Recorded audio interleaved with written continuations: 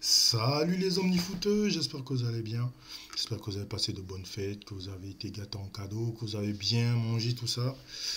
Alors aujourd'hui, évidemment, j'arrive après tout le monde, hein. Il y a eu des milliers, des centaines de milliers de vidéos pour parler de l'éviction de Thomas Tuchel, hein, et l'arrivée qui est plus que probable, hein, parce que tous les médias en parlent, que ce soit en France, en Angleterre, en Espagne, voilà, tout le monde l'annonce. Donc alors déjà, je voulais dire que voilà, on savait, à moins d'habiter sur Mars, hein, on savait que Thomas Tuchel, à la fin de saison, il sera plus là. C'est juste ce qui est surprenant, c'est juste que il se fasse virer là en cours de saison. Écoutez, moi, après, je vous donne mon avis personnel. Je pense qu'il aurait mérité de terminer la saison. Et même en termes de timing, c'est un peu chelou, quoi. Tu finis premier de poule de Ligue des Champions malgré tout, même si voilà, il y a plein de choses à redire, on n'a pas bien commencé, etc. Mais bon, ça, quand on parle de ça, certains oublient les conditions dans lesquelles il a fallu jouer cette saison, pas de préparation, bref, vous connaissez, voilà, le championnat qui a été arrêté, bref, etc., etc. Les blessures, tout ça, tout ça. Bref, tant bien que mal, il finit par finir premier de poule. En Ligue 1, on finit troisième de la phase aller. C'est pas, pour moi, c'est pas un truc dramatique. Les médias t'en font des trucs, certains t'en font des trucs dramatiques. Waouh, on est troisième, on n'est pas premier.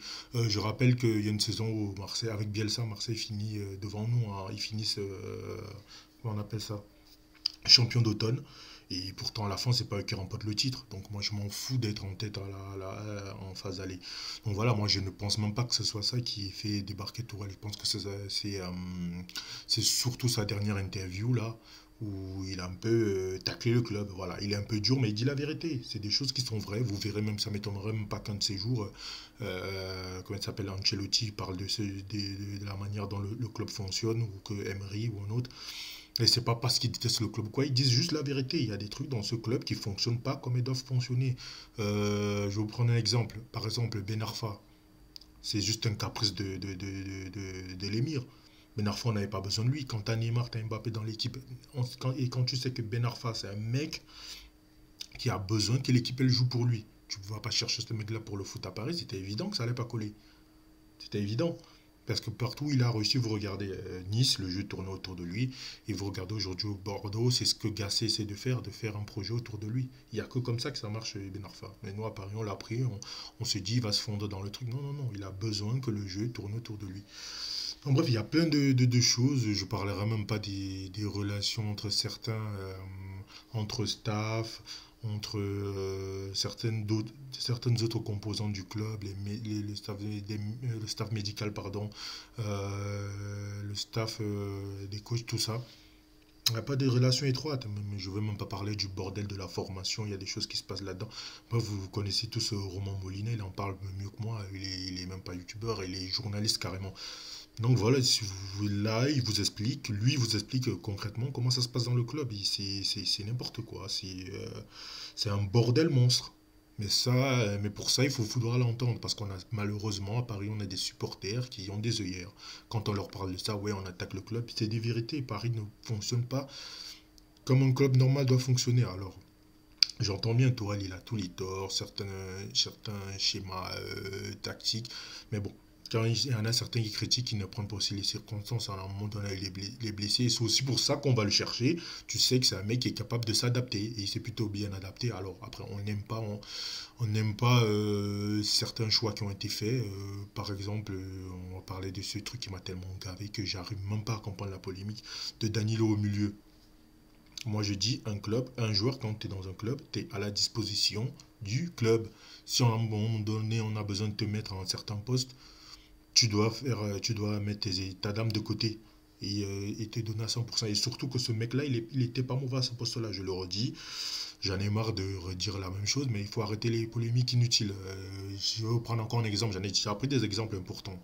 Laurent Blanc, c'est quelqu'un qui a commencé numéro 6. Il a commencé plus haut, il a reculé numéro 6 et il a fini en défense centrale. Qui je pourrais encore prendre plutôt actuellement, justement en parlant de Pochettino à Tottenham. C'est le premier qui a fait jouer Eric Dyer. Eric d'ailleurs qui est plutôt, il me semble que c'est plutôt un défenseur central, mais c'est un mec qui l'a souvent fait jouer numéro 6 et il se démerdait pas trop mal. Il y en a plein d'autres des exemples. Fabinho qui à Monaco a joué numéro 6 on l'a fait reculer en défense centrale. Là, Liverpool aussi de temps en temps il le fait. Donc faut arrêter un peu les trucs stupides. On n'est plus dans le football des années 90 où un ailier c'est un ailier, il est juste là pour déborder, centrer. Un attaquant il est juste là pour marquer des buts. Aujourd'hui, les postes évoluent. Les joueurs sont de plus en plus rapides, de plus en plus, comment dire, ils évoluent quoi. C'est plus le football à papa dans les années 90, il faut évoluer avec son temps, c'est tout. Donc faut arrêter de chercher des polémiques, etc. Alors sur le dernier match à Strasbourg, certes, il met encore une fois, certains trouvent encore franchement, c'est fatigant hein, quand tu parles avec des gens qui, je suis désolé, ne comprennent rien au foot.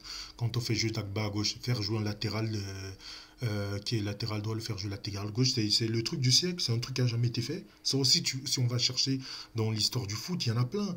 Et c'était pour dépanner, quoi. On avait une dizaine de blessés. Alors maintenant, si on parle des blessés, maintenant, Tourelle, c'est le mec qui avait tous les maux de la terre. Tout ce qui est arrivé à Paris, c'est sa faute. Les blessés, c'est de sa faute. On oublie que il y a eu ce qu'il y a eu, la pandémie, tout ça. On lui met tout dessus. Vous savez, bientôt on va te sortir le coronavirus, c'est de sa faute. À un moment donné, il faut arrêter les conneries. Il a eu ses torts. Et encore que moi, quand j'essaie de les critiquer, j'essaye de comprendre les choses, de me mettre à la place du coach et j'essaye de voir ce qui il essaye de faire. Et après, comme je dis, on est allé le chercher pour ça. C'est quelqu'un qui s'adapte, c'est quelqu'un qui invente des choses. Alors, entre un entraîneur comme ça et un entraîneur qui a un schéma de jeu que tout le monde connaît et qui, à un moment donné, arrive au bout parce que les adversaires te maîtrisent, moi, je préfère ça. Alors, ça, c'est bon côté, c'est mauvais côté parce qu'au bout d'un moment, des fois, ça va marcher, des fois, ça va pas marcher. Comme je crois que c'est contre Dijon que Tourelle avait tenté. Il avait tenté, comment il s'appelle Bernat en milieu de terrain. Parce qu'on avait plein de blessés encore une fois. Il s'est dit Bernat, voilà, c'est un latéral espagnol, on connaît les joueurs espagnols, il a une qualité technique. Il a tenté un coup, il s'est dit peut-être que ça peut marcher à l'image ça peut marcher à l'image d'un lame qui avait été mis pas lame, comment il s'appelle, Kimmich qui a été mis en milieu de terrain par Guardiola et on voit le succès que ça a aujourd'hui. Il a tenté un truc, ça n'a pas marché. Voilà, le foot, c'est aussi ça quand tu es coach. Moi, j'aime les coachs qui tentent des choses. Après, ça marche pas, voilà.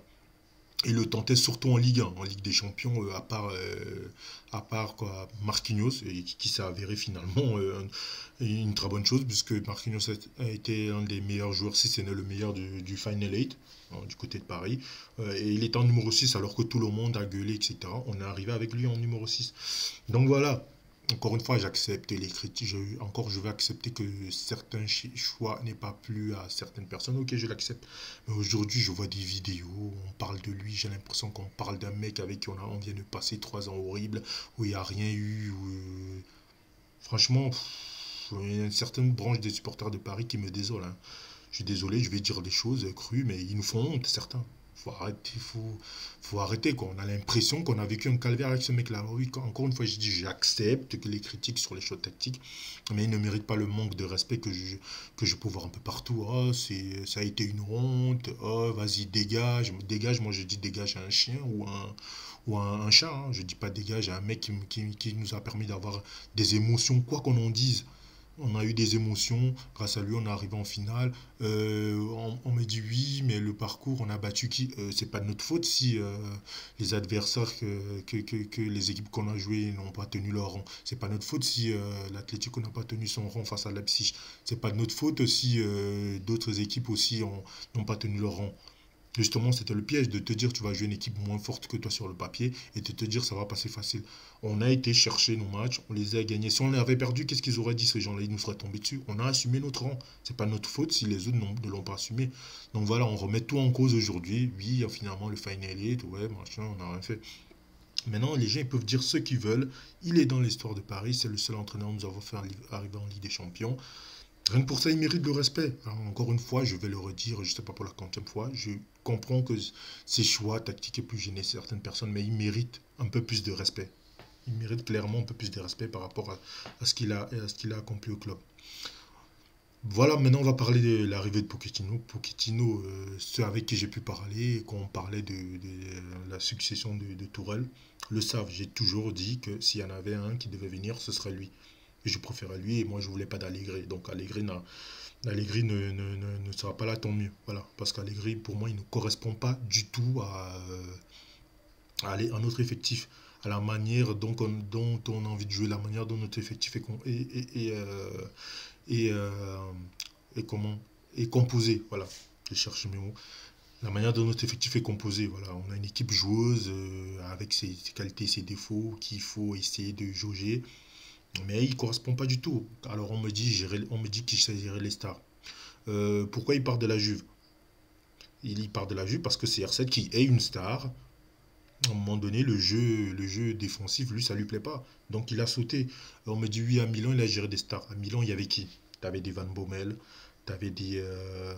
qui c'est qu'il y avait à l'époque? T'avais une flopée d'anciens joueurs, t'avais Sidorf. Et là, on est en train de parler des mecs qui sont connus pour leur professionnalisme. Donc, c'est facile pour tout entraîneur quand t'as dans ton équipe, pardon, des joueurs qui sont professionnels. C'est facile à entraîner. Tu n'as presque besoin de rien faire tellement les gars, ils sont pros. Et même dans ton vestiaire, ils te permettent d'être tranquille. C'est eux qui gèrent le groupe. Tu n'as quasiment rien à faire. C'est comme quand tu as un mec comme à Paris, quand on avait un mec comme Ibra et Mouta dans le groupe, on voit le manque, le vide qu'ils ont laissé aujourd'hui. Donc, quand tu as la chance d'avoir des joueurs comme ça dans ton effectif, t'es très bien, ça te facilite le travail. Donc quand on vient de pas me parler, on dit ouais, Allegri, il gère les stars. Il a géré quoi? C'est facile. C'est facile quand t'as des mecs qui sont pros dans ton vestiaire, t'as quasiment rien à faire. Et quand t'as des mecs qui, comme il est à la Juve, le championnat d'Italie, la Serie A tout court, c'est un championnat tactique et c'est un entraîneur tactique. T'as des joueurs qui tactiquement seront capables de facilement assimiler des choses. Dans notre effectif à Paris, on n'a pas ça. On a des joueurs de ballon, même nos défenseurs centraux, c'est des joueurs de ballon. À part Kimpembe, et même Kimpembe, on voit que de temps en temps, il essaye de la faire à la brésilienne. On a des joueurs techniques, on a des joueurs pour faire du foot. On n'a pas des mecs à qui tu vas dire, oui, toi tu restes positionné là, toi tu vas suivre ce joueur-là pendant 90 minutes. Tu peux pas faire ça.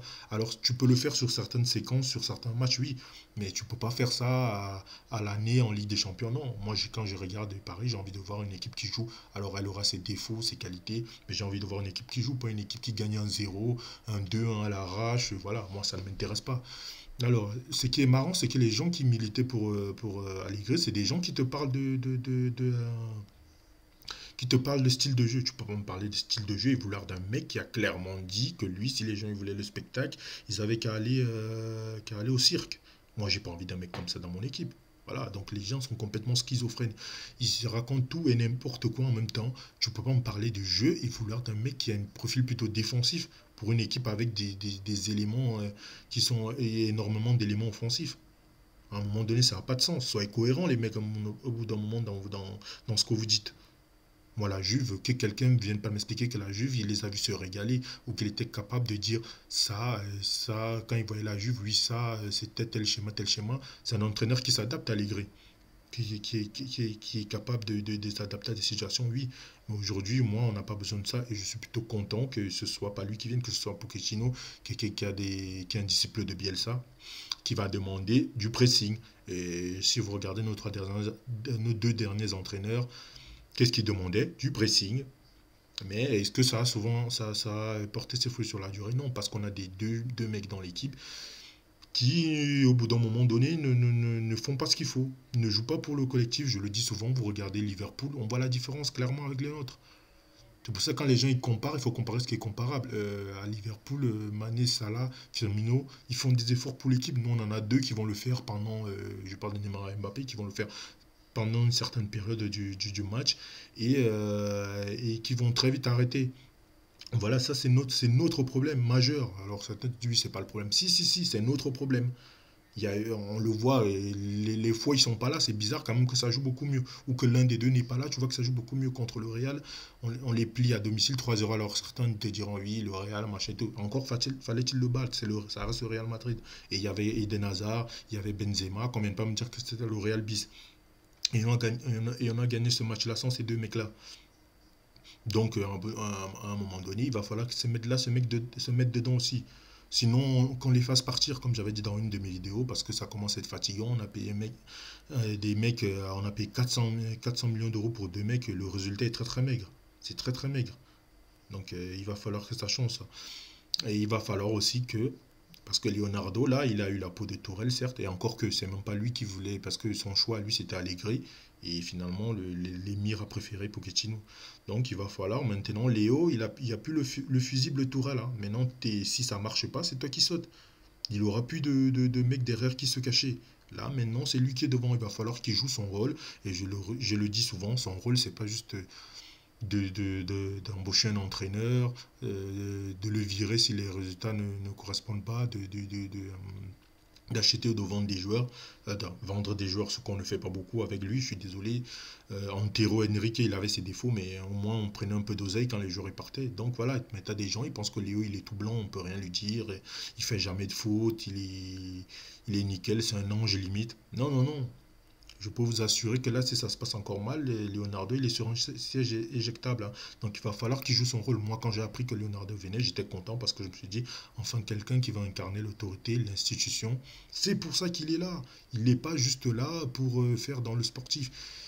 Dans la discipline, il doit être là. Quand un coach fait, quand un joueur dépasse les bornes, il doit être sanctionné. Comme quand Mbappé, il fait ce qu'il avait fait quand Tourelle l'avait sorti, là. Il devait être sanctionné. Les 2 matchs qui suivaient, il n'aurait pas dû jouer. Plus une amende derrière. Pour qu'il comprenne que s'il n'est pas au-dessus du club, que ses statistiques personnelles, on n'en a rien à foutre. Que c'est le collectif qui prime. Mais rien n'a été fait. On a laissé couler ça comme ça. Et quant à Leonardo qui va en quoi, au Canal Football Club et qu'il dit, lui, on a les deux meilleurs joueurs du monde dans l'équipe ou quelque chose comme ça. Et après, on reproche à un entraîneur de s'appuyer sur ces deux-là. Ton propre directeur sportif, il donne déjà la ligne directrice en mettant ces mecs-là en avant au lieu de mettre de collectif. Et après, on reproche aux entraîneurs de t'appuyer dessus. Je crois que même Emery le disait que quand tu as un mec comme Neymar dans ton équipe ou Mbappé, tu es obligé de faire tourner ton jeu autour de lui. Autour de lui ou d'eux. C'est comme au Barça, tu as Messi, et tu construis ton équipe autour de lui. Tu n'as pas le choix.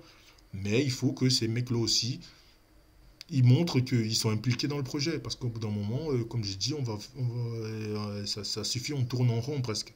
Donc là, pour moi, l'arrivée de Pochettino, c'est un vrai tournant. Là, si ça se passe encore mal, ceux qui ont les œillères aujourd'hui, qui ne veulent pas voir les choses, quand on leur dit que le club est mal géré, qu'il y a trop de trucs qui ne fonctionnent pas comme ça doit fonctionner dans un club normal, ils vont enfin le voir là. Là, il n'y a plus d'excuses. Pochettino, tu as l'impression que c'est l'homme providentiel, il ne va pas tout régler. Et je l'adore, je suis content qu'il arrive. C'est quelqu'un qui a des idées, des vraies idées de football, un vrai jeu assez attrayant à regarder. Mais pour ça, tout dépend des joueurs. Et au bout d'un moment, il va falloir que ces joueurs-là, qu'ils arrêtent de faire leur diva, qu'ils acceptent le plan de jeu qu'on leur propose. Parce que moi, je le dis encore aujourd'hui, je vais reparler de Tourelle parce que non, mais j'ai lu des trucs voilà, qui moi me paraissent insensés. J'ai l'impression qu'on a vécu que du calvaire depuis tout le temps qu'il a été là. Donc voilà, Tourelle, il avait des vraies idées. Encore une fois, il a ses défauts, oui, je l'accepte. Mais il a essayé de mettre des choses en place. Est obligé de changer parce qu'il est obligé de s'adapter à ces mecs-là. Quand on parle de calinothérapie, machin, tout. Même Nasser fait de la calinothérapie. Je reprends l'exemple de Neymar. Quand Neymar, à un moment donné, il va aller au Brésil, qui demande à Tourelle, Tourelle lui dit non et qui va voir Antero, quand Antero était encore là, et on le laisse partir. Ça, c'est de la calinothérapie. Donc ça vient déjà des dirigeants. Quand tu as des joueurs qui passent par-dessus, qui vont appeler Nasser directement, même si certes ça a un peu changé aujourd'hui, mais c'est des choses qui ont été. Donc tout ça, ça doit changer. Et Pochettino, il ne va pas arriver et tout changer. Et là, en plus, c'est un entraîneur que moi j'apprécie parce qu'il a joué au club, qui, quand je le redis encore, qui a des vraies idées de football, du pressing, tout ça, c'est un disciple de Bielsa. Mais j'espère qu'on va le laisser travailler et qu'on va l'aider surtout à pouvoir bien travailler et à mettre de la discipline dans ce club. Il ne pourra pas tout faire tout seul. Les entraîneurs sont trop tout seuls à Paris. Pour moi, Emery, c'est un bon entraîneur. Tu ne gagnes pas 3 Ligue Europa par hasard. Tourelle, c'est un bon entraîneur en Allemagne. Ils le savent. Et là, je ne sais pas, on parle de Manchester United. D'ailleurs, vous savez que j'ai un attachement à Manchester United. S'il va là-bas, franchement, moi, ce serait une bonne chose pour eux. Ça reste un bon entraîneur. Après, il a été noyé dans le système parisien, des conflits d'intérêts dans le club. Beaucoup d'entraîneurs sont noyés là-dedans. Ancelotti, s'il est parti, pourquoi? Les mecs, ils l'ont fait péter les plombs parce qu'il a perdu un match contre Reims alors qu'il y avait encore tout un championnat de tout. Il est parti. Il s'est barré. Parce que Paris, c'est un club politique plus qu'autre chose. Et pour moi, c'est pas normal. T'as des gens qui disent oui, c'est normal et tout. Non, non, non. À un moment donné, quand tu multiplies les échecs, faut apprendre de tes échecs. Et j'ai l'impression que nous, à Paris, on n'apprend pas en fait. Donc à un moment donné, il va falloir que ça s'arrête. Pochettino, c'est pas le mec qui va arriver, il va mettre un coup de baguette magique et tout va s'arranger. Et en plus, lui, ils viennent de Tottenham, où certes les joueurs étaient derrière lui, mais c'est des joueurs avec qui il a grandi quasiment. Kane, c'est lui qui l'a amené au niveau où il est. Dele Ali, il les a amenés au niveau où ils sont arrivés. Son, c'est lui qui les a amenés au niveau où ils sont arrivés. C'était des mecs, personne ne les connaissait quasiment avant. C'est lui qui les a fait grandir. C'est un peu comme Klopp à Liverpool avec certains joueurs et à Dortmund avant. Donc voilà, Pochettino, il va pas tout régler. C'est pas voilà, c'est pas le sauveur, c'est pas Jésus. Il va falloir qu'il soit aidé. Sinon, les mêmes causes vont produire les mêmes effets. Donc voilà, vidéo assez longue, mais bon, il y a plein de choses à dire, hein. Forcément, c'est un sujet délicat, c'est un sujet important. Là, hein, pour moi, on arrive à un vrai tournant. Là, il va falloir que les choses changent. Voilà, c'est la fin de cette vidéo. J'espère qu'elle t'aura plu. Si c'est le cas, tu lâches ton petit pouce bleu, tu commentes, tu partages, tu t'abonnes, sans oublier d'activer la cloche de notification. Tu me laisses ton avis en commentaire. Et puis, j'espère encore que vous avez passé de bonnes fêtes de Noël et que vous passerez qu'on passera tous à la nouvelle année sans trop de dégâts dans nos entourages respectifs. C'était Franck. On se retrouve, je vous dirai, du coup en janvier, hein, pour le premier match de janvier quand les joueurs seront de retour. Allez, ciao.